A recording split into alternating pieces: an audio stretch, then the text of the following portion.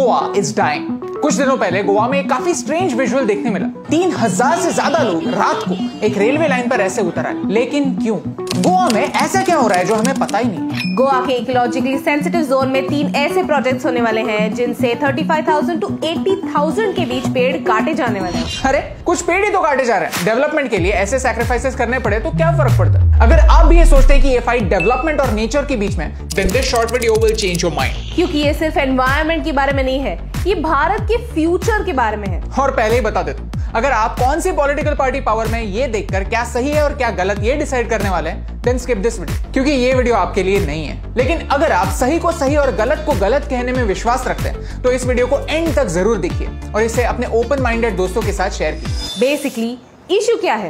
गोवा में 3 development projects होने वाले हैं। गोवा से कर्नाटका के रेलवे रूट को डबल करने का प्रोजेक्ट, एक national highway road widening project, एक 400 kilowatt power transmission right. Goa का मौलम नेशनल पार्क और भगवान महावीर वाइल्ड लाइफ सेंचुरी आज खतरे में है। अब हमारे कुछ सवाल है। नंबर 1, ये सारा डेवलपमेंट सिर्फ कोल से प्रॉफिट कमाने के लिए तो नहीं है। कुछ लोग मानते हैं कि ये सारे प्रोजेक्ट्स गोवा को एक कोल हब बनाने के लिए हो रहे हैं। ऐसा कहते हैं कि इस एडिशनल रेलवे लाइन का यूज गोवा के मोरमुगांव पोर्ट में इंपोर्ट किए जाने वाले कोल को नॉर्थ कर्नाटका के स्टील और पावर प्लांट्स तक पहुंचाने के लिए यूज किया जाएगा। The government denies this claim. Goa और कोल का एक dark relationship. Private companies Goa के पोर्ट से कोल इंपोर्ट करती है। 25 मिलियन टन ऑफ कोल। कितना? इतना।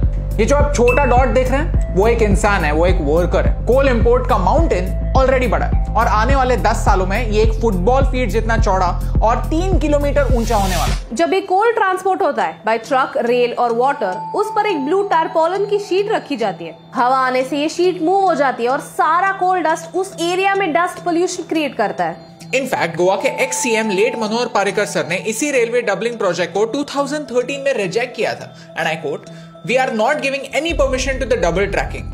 The proposal of increasing the tracks was mooted at the behest of few industries which want to transport coal from Mormugao Port Trust." अरे थोड़ा long term के बारे में सोचिए। पूरा वर्ल्ड कोल को डिच कर रहा है और रिन्यूएबल्स के बारे में सोच रहा है, तो हम क्यों पीछे रह रहे हैं? हमारे ऑनरेबल मोदी जी ने भी पेरिस एग्रीमेंट में कहा है कि भारत ग्रीन हाउस एमिशंस कम करने में हेल्प करेगा and so far we are doing a good job. But future में कोल से ब्रेकअप किए बगैर ये इम्पॉसिबल है। Then why focus on coal? Number 2, environmental damage. आपने इस वाटरफॉल का फोटो तो देखा होगा। ये है गोवा का दूध सागर वाटरफॉल जो भगवान महावीर सेंचुरी की शान है। कैसा लगेगा अगर इसके आसपास की सारी ग्रीनरी को ऐसे हटा दिया जाए? Let me explain the concept of forest fragmentation. एक बड़े फॉरेस्ट को जब आप छोटे टुकड़ों में डिवाइड करते हैं तब एजेस बढ़ जाते हैं। बहुत सारे स्पीशीज एजेस में नहीं, घने फॉरेस्ट में रहते हैं तो और अंदर मूव करते हैं और इन फ्रैगमेंटेड एजेस में सर्वाइव नहीं कर पाते। और इसका इंपैक्ट फॉरेस्ट के सारे एलिमेंट्स पर होता है। वेस्टर्न घाट्स एक हिमालय से भी ओल्ड इकोसिस्टम। ये एक 150 million year old biodiversity hotspot है जिसे इतने सारे स्पीशीज अपना घर मानते हैं। ये 3 प्रोजेक्ट्स इस घर को 4 पार्ट्स में डिवाइड करते हैं। इतने बड़े फॉरेस्ट में हर एक छोटी छोटी चीज एक दूसरे पर डिपेंडेंट होती है, एक इकोसिस्टम होती है, साथ में काम करती है। हमारे ह्यूमंस के इतने बड़े इंटरवेंशन की वजह से एक झटके में ये सारा फॉरेस्ट डिस्टर्ब हो जाता है। ऐसे एक डेवलपमेंट प्रोजेक्ट का एनवायरनमेंट पर क्या असर होने वाला है ये जानने के लिए एनवायरनमेंट इंपैक्ट असेसमेंट का एक रिपोर्ट बनाया जाता है। कितने पेड़ कटने वाले हैं, इसका बायोडाइवर्सिटी पर क्या इंपैक्ट होगा और इसे कंट्रोल करने के लिए क्या क्या किया जाना चाहिए, ये सारी चीजें यहां मेंशन होती है। आज तक इन प्रोजेक्ट्स का EIA रिपोर्ट पब्लिक नहीं है। सेकेंडली, गोवा का पंचायत एक्ट उनके पंचायत को पावर्स देता है कि उनके एरिया में क्या कंस्ट्रक्शन होना चाहिए ये वो डिसाइड कर सकते हैं। इन प्रोजेक्ट्स में इन सबसे अप्रूवल्स लिए ही नहीं गए हैं। इन प्रोजेक्ट्स को क्लियरेंस लॉकडाउन के समय मिला तो कोई डिस्कशन हुआ ही नहीं है एंड दैट्स रॉन्ग। एनवायरनमेंट को इतना ज्यादा डैमेज करने वाला प्रोजेक्ट जब होता है तब उसे कॉम्पेंसेट करने के लिए कुछ ना कुछ करना पड़ता है। रिफॉरेस्टेशन के लिए गोवा में इतनी बड़ी जगह है नहीं, तब उन्होंने कर्नाटका गवर्नमेंट से जगह मांगी। वाओ, यानी गोवा में डिफॉरेस्टेशन और कर्नाटका में रिफॉरेस्टेशन, ये कैसा लॉजिक है? नंबर 3, कितने लोग अपनी जान देंगे? क्या कोई अपनी लाइफ क्यों देखा है? अभी नहीं, लेकिन थोड़ा लॉन्ग टर्म सोचते हैं। गोवा के स्टेट गवर्नमेंट की इस रिपोर्ट ने खुद प्रेडिक्ट किया है कि गोवा का टेम्परेचर 2050 तक 2 डिग्री से बढ़ सकता है। अरे यार, 2 डिग्री से क्या फर्क पड़ता है? एसी लगा देंगे। काश ये इतना सिंपल होता। गाडगिल कमेटी के इस रिपोर्ट ने पहले ही प्रेडिक्ट किया था कि फॉरेस्ट एरियाज में ह्यूमंस के अनसस्टेनेबल एक्टिविटीज की वजह से केरला में सिवियर फ्लड्स आ सकते हैं और पिछले 2 सालों से वही तो हो रहा है। और फ्लड्स का मतलब loss of lives and livelihood. इस रिपोर्ट ने पूरे वेस्टर्न घाट्स को और 6 स्टेट्स को कवर किया था, including the ecologically fragile Goa.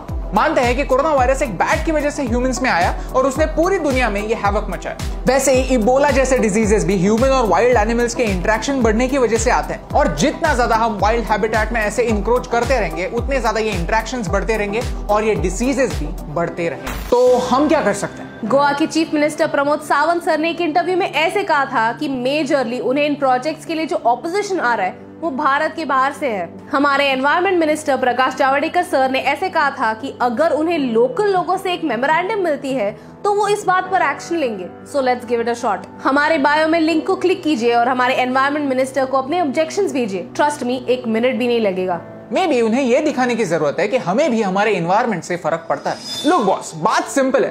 Goa सिर्फ दारू और बीचेस नहीं है, उसका असली हेरिटेज उसका नेचर है, और ये नेचर आज भी अनएक्सप्लोर्ड है। अगर हम आज कुछ नहीं करते तो धीरे धीरे गोवा सिर्फ दारू, बीचेस और ड्रग्स ही बन जाएगा, and that will be a real tragedy.